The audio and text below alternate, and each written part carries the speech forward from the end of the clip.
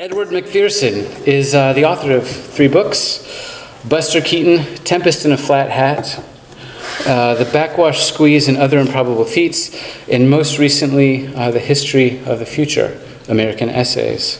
He's written for the New York Times Magazine, the Paris Review, the American Scholar, and the New York Observer, among others, and has received a Pushcart Prize, the Gulf Coast Prize, a Minnesota State Arts Board grant, and the Giselle Award from the University of Minnesota. He teaches at an MFA program at Washington University in St. Louis. So I've known Edward, there you are. So I've known Edward for years now. We're good friends. And I've always known and sort of prayed that the day would come when I'd have the chance to introduce him on stage to people who did not know him personally, or perhaps only knew him through his fine body of work and or the professional way that he carries himself. And I always thought that this would sort of go like this, that I would open things up by telling stories about all the amazing and truly strange things I've seen him do. And then I would run down a list of his various and deep and occasionally mystifying obsessions. And I thought I would maybe sort of embarrass him a little bit and rattle his cage before he stood up here and talked to everyone about the North Dakota boomtowns, the television show Dallas, or the impending nuclear holocaust, because that's what friends do. But he's written a wonderful book. It's stunning, and it doesn't deserve the jokey intro I had planned. But I will say this, just one thing. When I first met Edward, I remember that he showed me his bourbon collection. There were like 30 bottles, they were just like meticulously arranged. And I remember thinking, like, now here's a man with poor impulse control. And I understand now, though, that I could not have been more wrong about that and about what I was seeing. The collection was, in its own way, research, and it was, in its own way, evidence of a ranging mind at work. The same gather and sort and sift impulse I now see in his writing. It's a restless and rigorous quality that has made him one of the most interesting and exciting essayists working today. And he's giving bourbon to everybody at the end of the reading. So The History of the Future is a beautiful, embracing collection of essays, a book of shocking kinetic force and cultural insight. It's the Los Angeles Review. A terrific new collection which examines 7 cities and regions across the United States in an elegant voice reminiscent of E.B. White and Rebecca Solnit. The Star Tribune noted upon its publication that McPherson proves himself to be a master chronicler of our nation's incongruous trajectory, and the New Yorker writer Elizabeth Colbert called it a joy to read. It's a frightening book. It slants apocalyptically, but it is also very funny, and it is, in fact, a joy to read. So Edward will stick around to answer questions after his reading, and he'd also be happy to sign copies of his book, which is right over there, which you can purchase and say, does this get me bourbon, or what's the deal with that bourbon stuff? So please don't be shy. Stick around, have food, ask Edward questions that you have about his writing, about MFA programs. He's here for you. So please help me welcome, all the way from St. Louis, Missouri, Edward McPherson.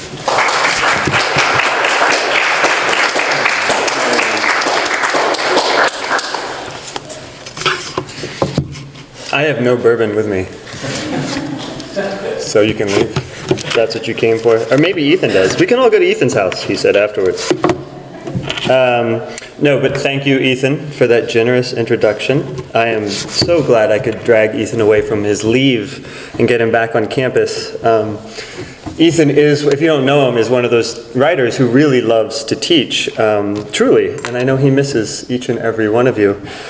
So if you'd like to say, maybe give him a call on a work day and check in with him just to chat or tell him your feelings or see how many pages he's written, I will happily give out his cell phone number at the end of the reading.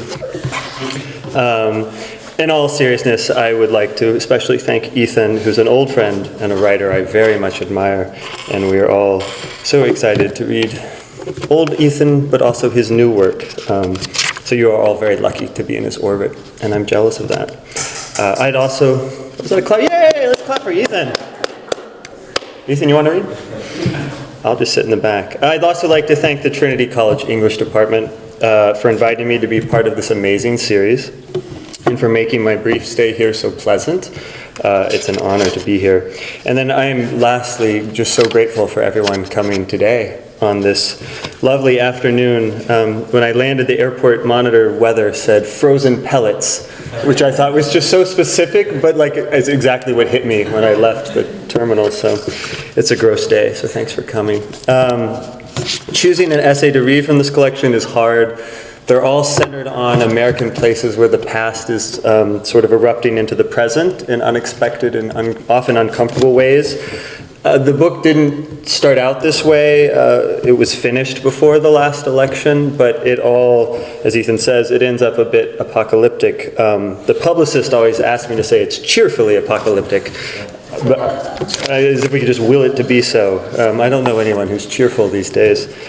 So there are essays about Dallas and New York and Los Angeles and St. Louis and Gettysburg and the atomic deserts of New Mexico, and then the boomtowns of North Dakota. At other readings, I've read feel-good essays about extinction and climate change and structural racism and 9/11 and conspiracy and assassination. In this afternoon, I don't want to bludgeon you with bad news you already know. We all live in this world on fire right now, but on my way here, I did decide to read part of the long essay on nuclear weapons, so I clearly should have brought some bourbon. Why did I do this? Last month, the Bulletin of Atomic Scientists advanced the hands of its doomsday clock, which is their measure of how close we are to the eve of our destruction, to only 2 minutes to midnight, which is the closest we've ever come to the 0 hour. And they said, quote, "To call the world's nuclear situation dire is to understate the danger and its immediacy." And last year, our commander-in-chief gave a press conference in which he said a number of things, but among them were the following two gems. Quote, "You know what uranium is, right? This thing called nuclear weapons, like lots of things are done with uranium, including some bad things." And he also said, I quote, this is the fun of nonfiction, right? Life just gives you this. "I can tell you one thing about a briefing we're allowed to say, because anybody who ever read the most basic book can say it. Nuclear holocaust would be like no other." Last fall, Trump announced he wanted our nuclear arsenal to be in tip-top shape, while also taking the time to tweet, "I told Rex Tillerson, our wonderful Secretary of State, that he was wasting his time trying to negotiate with Little Rocket Man. Save your energy, Rex. We'll do what has to be done." And just last month, Trump tweeted, "North Korean leader Kim Jong-un just stated that nuclear button is on his desk at all times. Will someone please inform him that I too have a nuclear button, but it is much bigger and more powerful one than his, and my button works." I'll add just one more cheery fact by way of introduction, which is that even after adjusting for inflation, we spend more money on nuclear weapons today than we did during the Cold War. So this essay is called "How to Survive an Atomic Bomb." In July of 1945, the men came down from the mesa to set off the bomb. They drove for hours from the secret wartime city of Los Alamos, New Mexico, to a desert test site called Trinity, which they had been readying for months. They came in cars and trucks and buses and Packard limousines. An inconspicuous convoy winding south into the wastelands of the Jornada del Muerto, a dry and deadly shortcut on the ancient Camino Real de Tierra Adentro, or Royal Road of the interior land.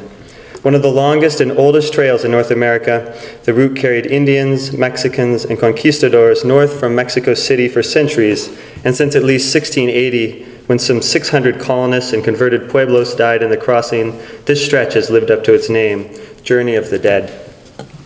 The scientists were supposed to use Americanized code names, but they were properly known as Doctors Fermi, Segre, Bohr, Father and Son, Weisskopf, Ulam, Teller, Rabi, Bethe, and Van Neumann, among many others. An international mix of past and future Nobel laureates, refugees, and recent immigrants from Italy, Austria, Poland, Hungary, Denmark, Germany, Russia, and such, with a pair of Americans to lead them, J. Robert Oppenheimer and Major General Leslie R. Groves. With his crumpled brown hat, Oppenheimer would become the iconic atomic cowboy, a New Yorker turned California physicist who'd chosen Los Alamos as the site for a secret weapons lab because it was near the ranch land he'd come to love. The Army had converted a former boys' school into barracks for the scientists. The compound quickly grew into a town. Accommodations were Spartan, but the intellectual atmosphere was heady, electric. In some ways, there were still a bunch of boys at play.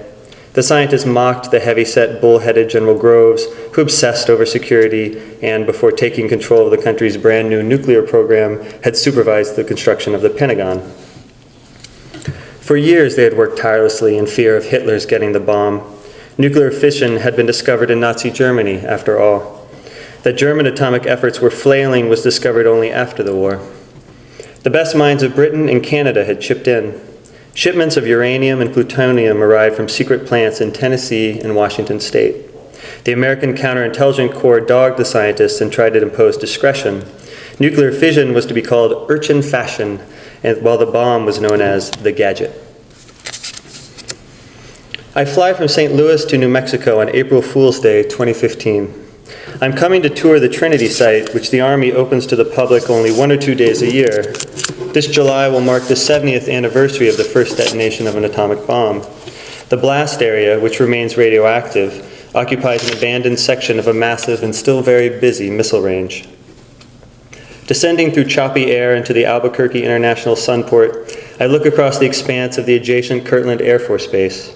I find the startling green patchwork of the base golf course, just to the southwest, the pentagonal swath of desert that hides the underground munitions maintenance and storage complex, the nation's largest nuclear weapons depot, whose blast doors alone cost $7 million. Thanks to the Kirtland base, New Mexico houses more nukes than any other state. The doors to the underground bunker aren't visible from this height, but I can picture the twin ramps, one in, one out, that disappear into the earth, where some 2,000 warheads wait underground. The war in Europe was winding down. Hitler was dead. So was Mussolini. Berlin had fallen. Auschwitz, Buchenwald, Bergen-Belsen, and Dachau had been liberated. With the fall of Germany, the race for the bomb had become one-sided, but it never slowed down. By July 1945, the month of the test, nearly 300 people were housed at Trinity, a number that would rise to 425 2 weeks later for the test weekend. A laboratory now occupied the alkali plain. 3 shelters with concrete slab roofs were buried 10,000 yards to the north, west, and south of Ground Zero, where a 100-foot steel tower rose above the desert. At the top stood an oak platform shielded by corrugated iron. The tower was anchored by concrete footings buried 25 feet deep. Radioactive fallout was something for the physicians to worry about, though in the end, fallout would depend on 2 unknowns: the strength of the blast and the force and direction of the day's winds. Meanwhile, the physicists fretted whether the bomb would even work. They theorized calamities both mundane and spectacular, from earthquakes shaking far-flung cities to the birth of a new star. One early fear involved setting fire to the Earth's atmosphere. 3 years earlier, when scientists first raised this possibility, Oppenheimer rushed to meet his superior at the time, Arthur Hawley Compton, who was at a summer cottage in Michigan. Compton drew a line. If the chances of apocalypse were more than 3 in a million, he would scuttle the bomb project. The scientists came back with odds just below that, and Compton decided it was worth the risk. So I'm going to skip ahead as I wind my way through New Mexico and the scientists race to test the bomb. There remains terrible anxiety over whether it's actually going to work, and now we're in the pre-dawn hours on the morning of the test. On the observation hill 20 miles away from the gadget, theoretical physicist Edward Teller, who would become known as the father of the hydrogen bomb, passed out suntan lotion, which everyone applied in the dark. Teller wore heavy gloves and welder's goggles, to the dismay of some of the more unsuspecting MPs standing by. Oppenheimer was stationed in the control bunker with other crucial personnel. At T-minus 5 minutes, a green warning rocket flared. Another, 3 minutes later, refused to fire. With a minute to go, Oppenheimer is said to have remarked, "Lord, these affairs are hard on the heart." He gripped a post and seemed to be holding his breath. At T-minus 45 seconds, a member of the arming party threw the final switch. The bomb would now fire automatically. At 10 seconds, a gong clanged. One physicist cried to another, "Now I'm scared." Most everyone was praying. At 9 seconds, interference with a local radio station cut in over the loudspeaker, and the scientists retreated to Tchaikovsky's sunny Serenade for Strings, which was currently featured in the MGM musical Anchors Aweigh. At base camp, General Groves lay on the ground between two scientists, thinking what he would do if zero came without a bang. The nation's only long-term storage crypt for nuclear waste, the Waste Isolation Pilot Plant, stands 26 miles east of Carlsbad, New Mexico, in the southwest corner of the state. 4 shafts sink nearly half a mile into an extensive mine hollowed out of a 250-million-year-old salt bed below the Chihuahuan Desert. WIPP buries nuclear weapon waste, not material from commercial nuclear power plants. Imagine rooms the size of football fields, stacked with drums of contaminated tools, clothing, soil, and such, as well as plutonium once meant for bombs. When it is completed and sealed, WIPP will become a monument to man-made poison, a time capsule of our own folly. Eventually, the salt beds will collapse, trapping the waste. The EPA certified that WIPP would last at least 10,000 years, a time frame that seems rather arbitrary, given that the most common isotope of plutonium lasts more than twice that long. And a series of redundant warnings, giant earthen berms, massive granite monuments, engravings, and pictographs, is meant to remain legible for the duration. A 1993 report, Expert Judgment on Markers to Deter Inadvertent Human Intrusion into the Waste Isolation Pilot Plant, claims that no lasting barrier is feasible. There's no way to keep the future out, even once the site is sealed. The report recommends building menacing earthworks, fields of spikes and irregular blocks, around an empty center to suggest that there is nothing consecrated here, no treasure to be taken. The report also proposes the use of facial icons that are not merely pained, panicked, and nauseated, but also mournful, bitter, and woeful. There's a tension inherent in the endeavor, a mix of pride and shame. While the site should be understood to be worthless, the markers must also inspire awe, or else they might be overlooked, vandalized, or erased. Ultimately, the report envisions WIPP not as a mine or a monument, but as a message. A system of meaning pantomimed across time, a history never forgotten, a past that must intrude eternally into the present. Quote, "Sending this message was important to us. We considered ourselves to be a powerful culture. This place is not a place of honor. What is here was dangerous and repulsive to us. The danger is still present, in your time as it was in ours. The danger is to the body, and it can kill."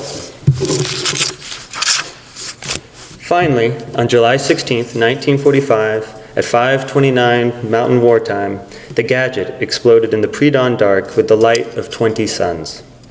Someone said it smelled like a waterfall. But first came a flash, visible from 3 states, which dimmed to reveal a boiling mushroom cloud that shot skyward in perfect silence, burning red, then luminous purple as it ionized the atmosphere. In 7 minutes, the column would stretch more than 7 miles tall. A physicist remembered, "It was like being at the bottom of an ocean of light. We were bathed in it from all directions. The light withdrew into the bomb as if the bomb sucked it up. Then it turned purple and blue and went up and up and up." The War Department officially reported a radiance, quote, "golden, purple, violet, gray, and blue, that lighted every peak, crevasse, and ridge of the nearby mountain range with a clarity and beauty that cannot be described." From a car headed to Albuquerque, a partially blind music student saw the flash. Physicist I.I. Rabi on the light, quote, "It blasted, it pounced, it bored its way right through you." The heat struck hard in the cool morning. To observers in base camp, 10 miles away, it felt like standing in front of a fireplace. A glowing yellow turbulence raced across the desert floor, whipping up sand, the shockwave beating the ground before them. The shock took 40 seconds to hit base camp, and with it finally came the sound, a deep booming that ricocheted through the valley and canyons until the echoes collapsed into a continuous roar. 34 years later, one witness would write, "I can still hear it." Outside the control bunker, the shockwave flattened the explosives expert, who had neglected to duck. He got up and hugged Oppenheimer. A conga line broke out, and people took turns shouting over the PA. Elsewhere, a man who'd burned his corneas was given morphine. The only journalist present, a man handpicked from the New York Times, would write, One felt as though he had been privileged to witness the birth of the world, to be present at the moment of creation when the Lord said, "Let there be light." Oppenheimer strutted around like a cowboy. The test director told him, "Now we are all sons of bitches." One scientist passed whiskey. Another asked, "What have we done?" The fireball blasted a half-mile crater. Everything within another half-mile beyond that was dead, down to the ants. The smoke covered the ground for an hour. The smell lasted 3 weeks. Doors were torn off a farmhouse 3 miles away. Downwind, cattle would die. 20 miles out, a black cat's fur would go white. The air blast broke windows in Gallup, some 200 miles away.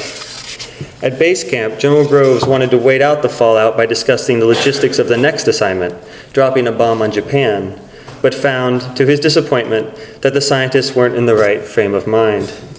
Oppenheimer's younger brother, also a physicist, described a feeling of dread. Quote, "I think the most terrifying thing was this really brilliant purple cloud, black with radioactive dust, that just hung there, and you had no feeling of whether it would go up or drift towards you." Within 15 minutes, the mushroom cloud had divided into 3, a most unholy trinity. The lowest portion moved north, while the middle went west. Some 50,000 feet up, the largest and highest part drifted northeast, exactly as desired. Another 15 minutes later, the top of the mushroom was said to resemble North America, while the remaining clouds formed a reddish-brown question mark. 5 minutes later, the lowest, heaviest cloud swept over the north shelter, forcing observers to evacuate. But for 2 hours, very little fallout came down, which raised hopes, until the top cloud irradiated a long stretch of land, 100 by 30 miles. That day, gamma rays could be detected 260 miles away in Colorado. Twin B-29s followed the high white cloud for miles before losing it in the thunderheads. Other aircraft tracked it for several hours beyond that. The head meteorologist at the controls of his own plane estimated that in 36 hours it would circumnavigate the globe. And on its way, the first radioactive cloud slowly sailed east over Kansas, Iowa, Indiana, New York, and New England. The protesters carry signs that read, "New Mexico is not radiation-proof," and "Speaking up for those who have been silenced by the bomb." After I pass them, I spend about an hour in a 4-mile-long line of vehicles waiting to get entrance to the missile range. At the gate, security officers check IDs and peer into cars. A tall metal sign warns in English and Spanish, "Area may be contaminated with explosives." More protesters hoist homemade signs.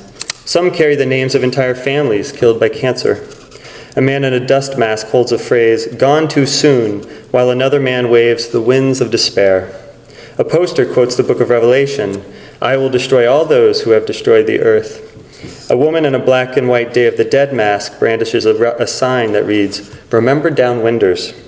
Through my window, I ask if I can take her picture. She says, "Please do," then shouts, "No more silence after 70 years." Uranium for the project came from the Mallinckrodt Chemical Works of St. Louis, which would go on to produce nuclear material for decades. Radioactive waste from the company was stored around town, contaminating the banks of the Missouri and Mississippi rivers, local landfalls, and a suburban creek that ran through the backyard of a friend of mine, whose old neighborhood has been found to have significantly higher rates of cancer. In 2015, the Army Corps of Engineers found radioactive soil in parks periodically flooded by the creek. At one radioactive landfill on the other side of the airport, I saw it just this morning, an underground fire has been burning since 2010 with no sign of stopping. If the fire reaches the nuclear waste, the smoke plume could rain fallout over the region. My own university is complicit, thick with atomic ties. In 1942, the U.S. government commandeered the highly efficient 100-ton cyclotron at Washington University in St. Louis, a high-tech atom smasher built 2 years earlier at a cost of $100,000, to produce microscopic amounts of the new element plutonium, thus accelerating the bomb's delivery by several months. For the next 2 years, in an underground building not far from my office, scientists irradiated material that was shipped to the Manhattan Project's metallurgical laboratory in Chicago. 31 faculty members and students participated in the bomb project, many of which would leave to do wartime work at Los Alamos. The cyclotron was overhauled in the 1960s, but the original building remains. From 1946 to 1953, the 9th Chancellor of Washington University was Arthur Holly Compton, the apocalyptic odds maker who encouraged Oppenheimer to press on during the bomb's early days. Compton was a deeply religious physicist who had directed Chicago's metallurgical laboratory, overseeing the birth of the first nuclear reactor and later the use of such reactors to produce plutonium for use in the Nagasaki bomb. For 3 years in the 1920s, before moving to Chicago, he chaired the physics department, where he made a discovery about the scattering effect of X-rays that won him the 1927 Nobel Prize. After the war, he returned to St. Louis to become chancellor, and his inauguration featured a record gathering of atomic scientists. Compton was on the 4-person scientific panel that recommended to the Secretary of War and President Truman that the U.S. drop the bomb on Japan, a difficult decision he never backed away from, citing his belief that the bomb had saved lives and might eventually lead to the obsolescence of war. On campus, his signature can be seen everywhere.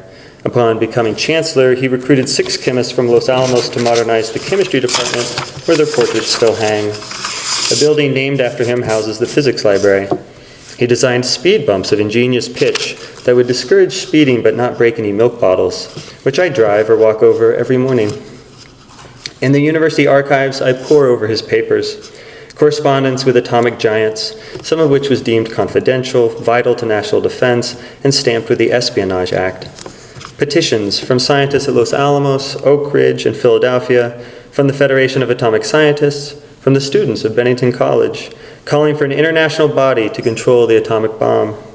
Eventually, the Atomic Energy Act of 1946 gave authority over U.S. nuclear matters to a civilian, not military, domestic agency. An address delivered 2 months after Hiroshima in which Compton envisioned a global nuclear holocaust unfolding in the year 1970. A contract for $1,000 for the movie rights to his life. A stub for a $750 check for consulting services provided to St. Louis's Monsanto Chemical Company, which operated the secret nuclear laboratory in Oak Ridge, Tennessee. A letter dated October 1st, 1945, from Compton's older brother Carl, president of MIT and scientific advisor to General MacArthur, cheering for the atomic bombing of Japan. And from Compton's personal library, Herman Hagedorn's epic poem, The Bomb That Fell on America, which holds between its pages a panel clipped from a 1948 Captain Marvel comic in which the red-suited superhero battles a radioactive robot called Mr. Atom. The panel contains the story's clincher, which is bracketed in pen. Quote, "He who lives by the atom dies by the atom." Later on the test morning, a lead-lined Sherman M4 tank, complete with its own air supply, rolled into the blast zone to scoop up soil samples. The fireball vaporized between 100 and 250 tons of sand, much of which rained back down as the radioactive glassy green residue dubbed trinitite. The desert floor, in other words, had been glazed for nearly half a mile. The tower was reduced to a few fingers of rebar, the remainder of the footings, sticking up from a red stain on the ground. The half-mile crater sloped down about 10 feet, as if the earth had been pounded in and not blasted apart. When General Groves saw the hole, he was reported to have said, "Is that all?" To preserve secrecy, officials had not evacuated the surrounding area beforehand. The local press was fed a cover story about an explosion at a munitions dump. Fallout monitors roved the countryside taking readings. After one day, the cars themselves became radioactive. The doctors were chiefly concerned about high-intensity exposure, not long-term consequences, which weren't fully understood at the time. 2 towns were nearly evacuated, but radiation levels dipped once the hot cloud moved on, and residents were left in place. Decades later, the doctor in charge of the Trinity Medical Group would admit, "We just assumed we got away with it." After the bombing of Japan, the U.S. government continued testing atomic weapons until 1992, setting off more than 1,000 nuclear blasts, or an average of 1 every 16 and a half days. The nukes blew up in the air, underground, underwater, in the Pacific, the South Atlantic, New Mexico, Alaska, Mississippi, Colorado, and Nevada, where a government site held a staggering 925 tests. These tests were witnessed by some 220,000 official participants, to say nothing of the nearby civilian populations. Citing local cancer rates 6 to 8 times the national average, the protesters outside my car want New Mexicans to be included in the 1990 Radiation Exposure Compensation Act, which provides assistance to nuclear test participants, uranium workers, and those downwind from the Nevada test site. A 2009 study by the CDC found that the Trinity test exposed parts of New Mexico to 10,000 times the radiation permissible today. The CDC has also reported that everyone living in the continental United States after 1951 has received radiation in every organ and tissue from nuclear tests. 3 weeks after the Trinity test, at 8:16 a.m. on August 6, 1945, the little boy uranium bomb exploded over Hiroshima. 3 days later, the Fat Man plutonium device was dropped on Nagasaki. The latter blast was bigger, at 22 kilotons, but the damage was mitigated by the surrounding hills. Estimates vary, but by 1950, some 200,000 were dead at Hiroshima and 140,000 dead at Nagasaki. Truman was at lunch when he received the news of the first successful atomic bombing. He told his table mates, "This is the greatest thing in history." After the war, the U.S. Strategic Bombing Survey decided that dropping the bomb had not been necessary to defeat Japan. Most likely, the country would have surrendered on its own before November, even without any plans for an Allied invasion. Before Hiroshima, General Eisenhower told Secretary of War Henry Stimson that nuking Japan was completely unnecessary and no longer mandatory as a measure to save American lives. One British physicist remembered General Grove saying in 1944 that the bomb's real purpose was to subdue the Soviets, our allies in the war. 5 years later, Russia tested its own atomic bomb, dubbed First Lightning, which fused the soil of the Kazakh steppes a startling blue-black. Some say Truman didn't really make a decision, that the bomb was so costly it had to be used. He never doubted his actions and in fact wrote in 1963, "I would do it again." In late 1945, when Oppenheimer told the president, "I feel I have blood on my hands," Truman cut off dealings with him, calling him a crybaby. Oppenheimer died of throat cancer in 1967. At Trinity, I joined the quarter-mile march to the fenced oval that is Ground Zero. An Asian woman drags a wailing little girl by the arm. The crowd circles the lava rock obelisk, erected 20 years after the fact on the spot where the Gadgets Tower stood. A guy in a NASA shirt holds a yellow Geiger counter. A brochure I received upon entering the range reminds me that, although radiation levels at Ground Zero are low, no more than 10 times the natural background amount, some feel any extra exposure should be avoided. Trinitite is still easy to find. A sign threatens thieves with fines and jail. Some teens huddle around a large green pile which they have collected and washed with water.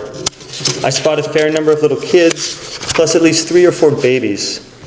Ahead of me, a father struggles to push an infant in a stroller through the sand from which europium, cesium, cobalt, strontium, and plutonium are currently emitting alpha, beta, and gamma radiation.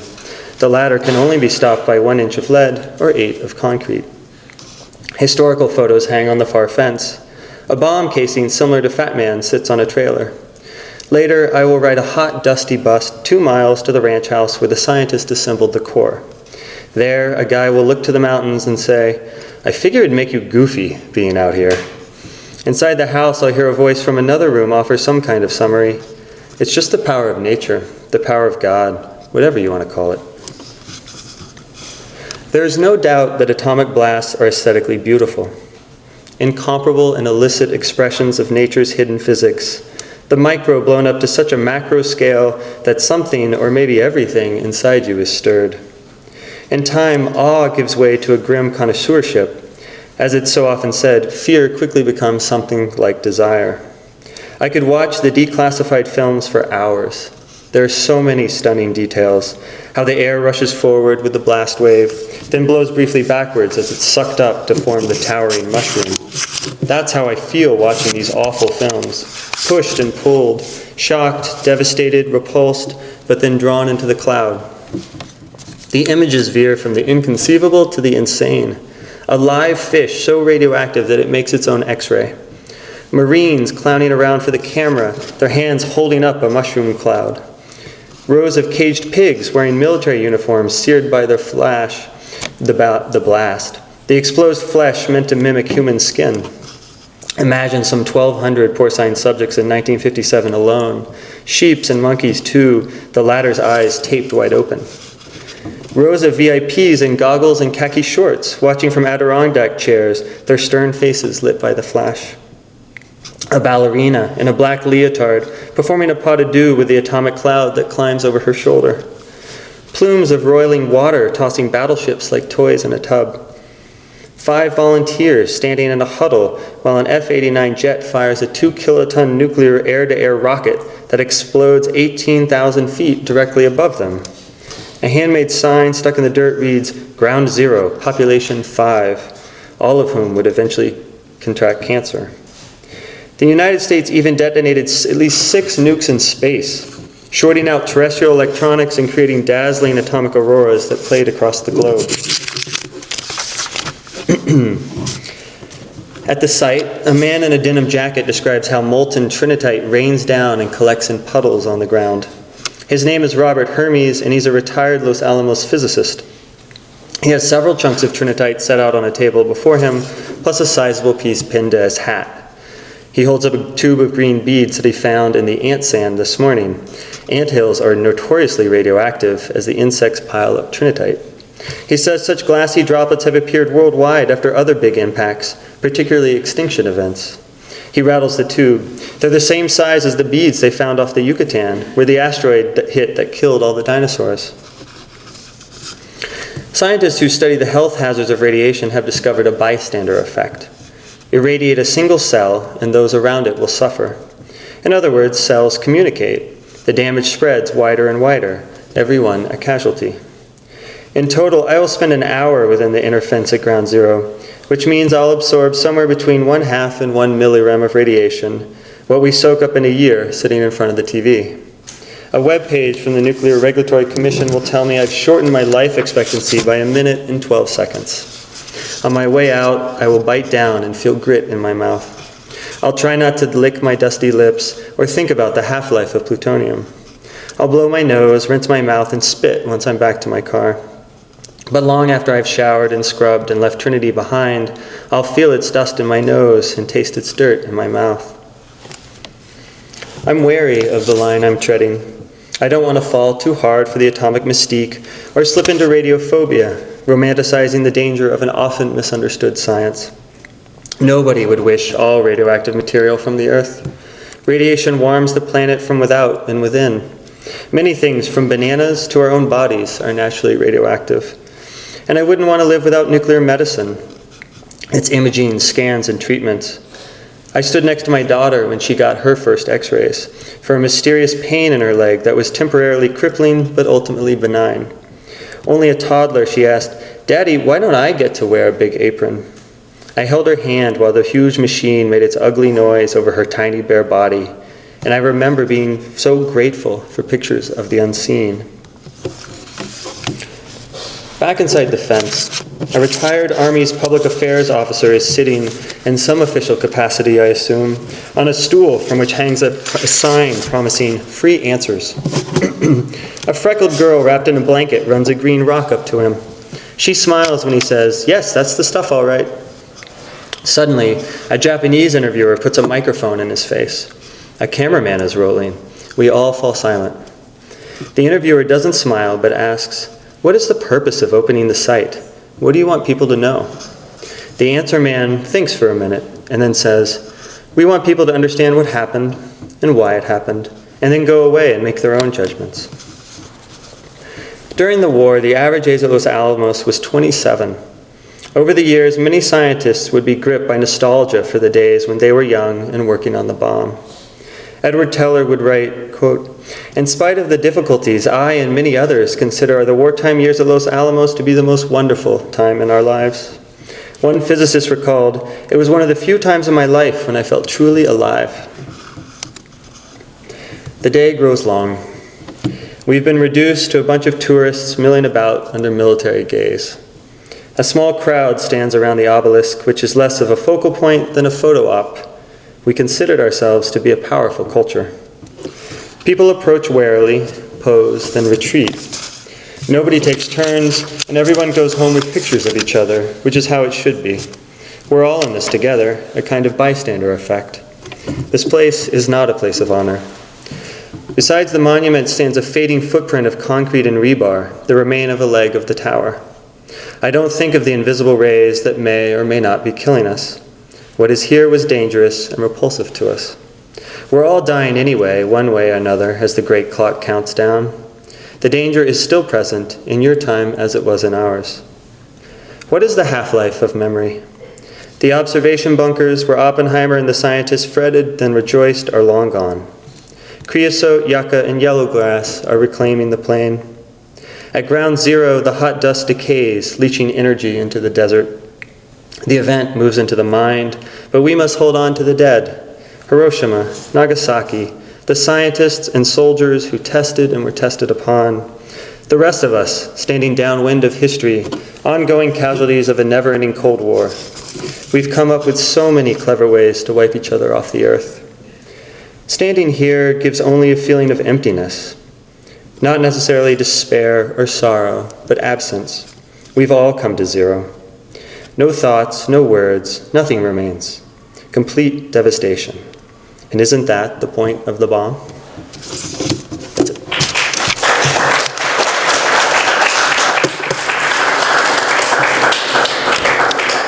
Cheerful, right? Let's go make snow people. So we have time for, 2 or 3 questions if you have them. I brought my book so I can look up any facts that I forgot. Yeah. Do you think that nuclear weapons have prevented another war on the scale of World War II happening since then? I don't know. What do you think? I mean, I'm not being flipped. That's the fun of being up here, is I get to ask that. I don't know. It sort of depends on when you are talking about. Because right now we have conventional weapons that are incredibly devastating, right, and can do a lot. Part of what the nuclear weapons have that the other ones don't is just this fear factor, right? They're creepy. It's a scary cloud. The radiation lingers. But in terms of like killing power, right? Some of the firebombing of Tokyo, right, killed more people than the atomic bombs did. So we, I don't know. That's why I ask. Are you a history major? No. Anybody else have an opinion on that? I'm not being flipped. I mean, part of I say that, and I say it early in like the Q&A because I'm just an essayist. I'm not you shouldn't come to me for your nuclear weapons strategic planning, just like you shouldn't come to me for your like 10-point climate change action plan or your urban planning to devise your cities. The point being, in these essays, I think my goal, it was to sort of bring up a question, talk about things that I thought in the past had maybe been a little overlooked, and this nukes felt overlooked before the election of Trump, and now they're sort of back in the news. But part of it was I grew up a Cold War kid, and I had sort of forgotten what was going on with all those nuclear weapons that I was so scared of in the 80s. So anyway, my idea is for everything in the book was to sort of bring up questions, go somewhere, perform a revolving series of hopefully widening questions, and then sort of bail. Right, without giving an action plan, because A, that would be dated, also B, you shouldn't listen to me, but if I've made a reader like think something or feel something and then go talk amongst themselves, like that's good enough for me as an essayist, right? I can sleep at night with that.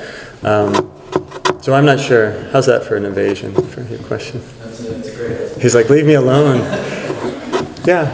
I have a question, I know you're saying that most of the people living in this country have been affected by radiation because of the... That's what they say. Yeah, very interesting. Now, there seems to be a widespread... a lot of people are affected by the thyroid problem, thinking that the radiation really would impact negatively the thyroid. Now, it's so hard to prove these things, but, That's the rub, right? Correlation there with the radiation from nuclear blasts and the problem with thyroid issue. Yeah, and it's very hard to prove that sort of causality, right? I mean, this microphone is giving me cancer. Everything's carcinogenic in some ways. But, so that's been sort of the historical dodge, right? Well, we can't prove that the people who had the nuke explode over their heads, right, those 5 people, they all got cancer, and that seems like a pretty high rate of cancer. But we can't prove, right? They also sometimes smoked a cigarette and had a beer, so it could have been that. Groves, General Groves, when they brought in a bunch of newspaper people after the bombing and Trinity was no longer so secret, they did sort of like a press day, and they brought a bunch of people. And they put on little booties and they walked around the blast zone, which was incredibly still radioactive, and they all took home little Trinitite souvenirs.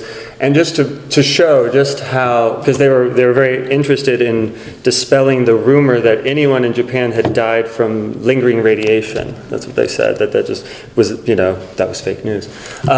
Groves had his chauffeur stand in the crater for 30 minutes, right? Just to prove how safe it was. Well, the man, you're right, got cancer later in his life. And the closest thing they could get out of a sort of a confirmation was before he died, right, excruciating death, he got a service-related disability payments. But that's the closest that we're going to put to, yeah. So like based on what I've heard from the essay, nearby towns have like really high cancer rates. I think it's safe to say that the government does not have the best interest for its citizens in mind. So how do we like hold them responsible and like limit its power? Especially like today, like whatever party the politicians might affiliate themselves with, well, they can do a lot of damage, and without us knowing, what do we do about it? I mean, right, I'm getting old. I believe it's up to you to fix that. No, I think, these essays did not all start out so incredibly political, I teach, and so I'm around young people too, and I think what I'm always encouraging them is that you have a personal self and you have a political self, and they are entwined, right? And you walk through the world and things act on you in a political way. So no, it's just personal, I can't do anything. Well, they're already impacting you. So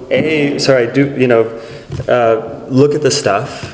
A lot of, I think, the culture of distraction encourages not to think about these things or to ignore history it's complicated and I feel small. So, I mean, look, protesting would be a thing, donating money or aiming your money at places, right? I think there's lots to do, and I think we're actually, now that, I don't want to sound hopeful because my whole thing is I'm not hopeful, but I think we've seen like some actual like political gathering and momentum going on, and whether it's going to pan out, who knows. But I don't want to be too harsh. I mean, I do have a liner saying the scientists, they didn't know. They were really worried at the time about just acute sort of radiation poisoning, not the lingering effects of you're drinking in irradiated rainwater for, in your cistern for years or whatever.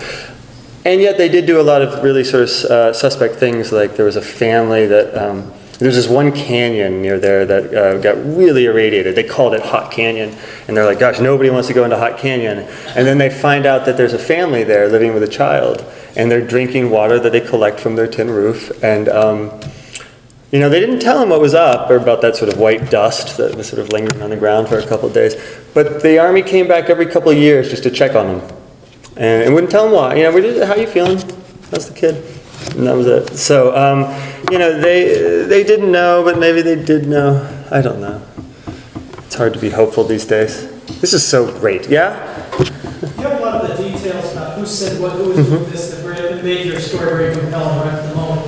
How much of that was from, I read an eyewitness account that actually had those details in it, or I saw recently in a video that had that, and how much did you say, I'm painting a picture when I'm putting a couple of stories myself? Any quote I got from somewhere. I didn't invent that. It doesn't mean it's true. I mean, a lot of this, everyone who was sort of involved with the bomb then wrote their bomb memoir or interviewed. I mean, and also the Army was documenting a ton of this stuff. And I mean, I leaned on a bunch of books that did, I mean, I included sort of books in the back. If you want to know more, here's the ones I leaned on the most.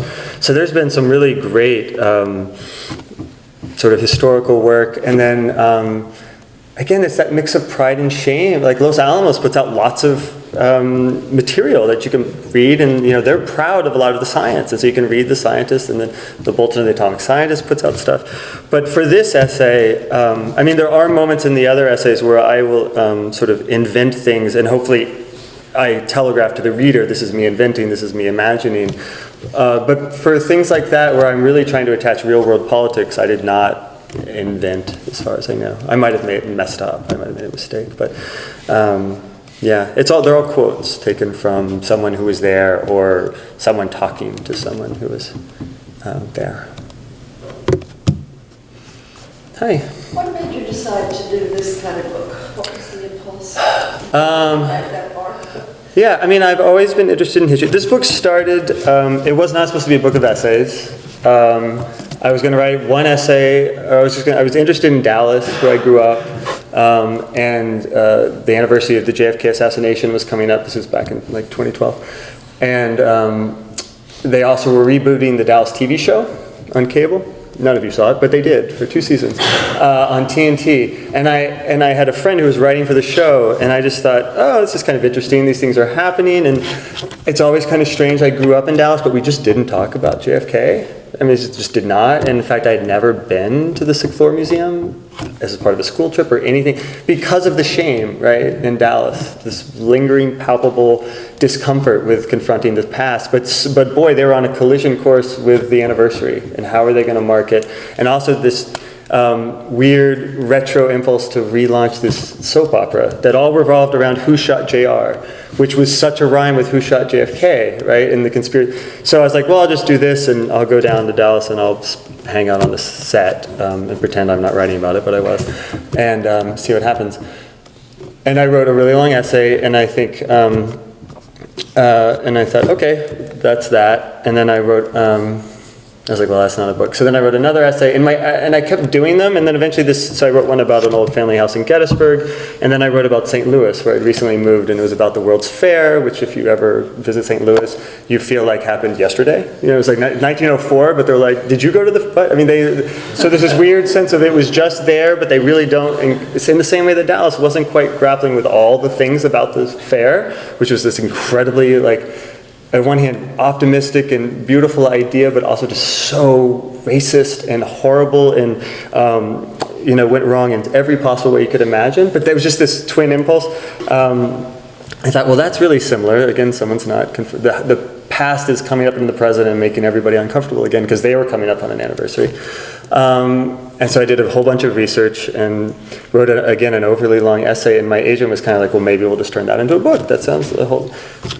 But after like 40 pages, I'd sort of said all I wanted to say about segregation and planning in St. Louis and the World's Fair. And so I just kept doing that, hoping that one of them would bloom into a single subject book, which is a much more efficient way to write, as opposed to spending 9 months researching for 30 pages and then having to do it again. So this book took like 5 years, I guess. And all my other books took like a year and a half because I was a little more focused. But I just kept, and I gave myself the indulgence or the license to write long. So there's one on North Dakota that's like 80 pages, and that's certainly a little bit of reader aggression to give somebody an 80-page essay. But it didn't feel like a book. I didn't want to blow it into a book. So I just kept doing places, and I thought, well, now maybe suddenly I have a theme.